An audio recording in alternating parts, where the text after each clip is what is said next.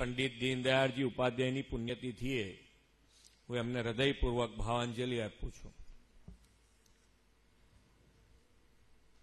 આપણા યશસ્વી વડાપ્રધાન શ્રી નરેન્દ્રભાઈના નેતૃત્વમાં ગુજરાત દેશનું ગ્રોથ એન્જિન બન્યું છે.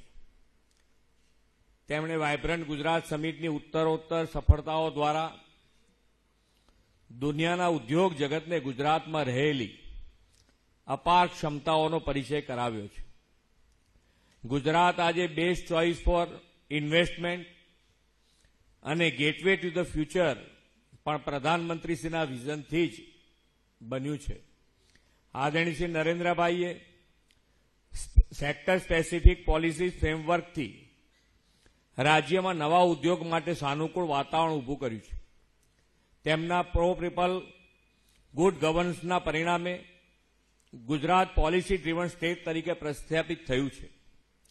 વડાપ્રધાન શ્રી નરેન્દ્રભાઈના પદચિહ્ન પર ચાલતા આપણે ગુજરાત સરકારે પણ પાછલા 3 વર્ષમાં semiconductor policy, green hydrogen policy, IT અને ITES policy, textile policy, renewable energy policy તથા બાયોટેકનોલોજી પોલિસી જેવી ઇમર્જિંગ સેક્ટર્સની અનેક પોલિસી જાહેર કરી છે.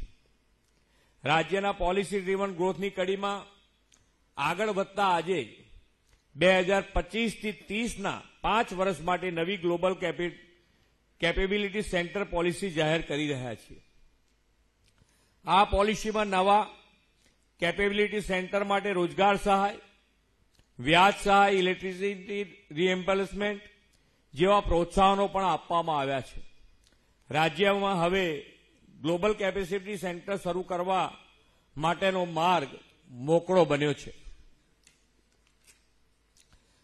આવા સેન્ટર્સ કાર્યરત થતા ટેલેન્ટેડ યુવાનોને રોજગારીની અનેક તકો મળશે અને વૈશ્વિક કંપનીઓને ગુજરાત સાથે જોડાવા માટે વધુ નવા ક્ષેત્રના દ્વાર ખુલશે.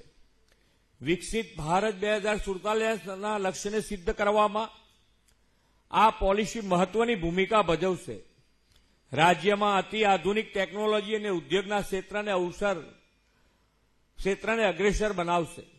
અહીં ઉપસ્થિત સૌને આ પોલિસીનો અભ્યાસ કરી તેના પ્રોત્સાહનનો લાભ લેવા મારો અનુરોધ છે.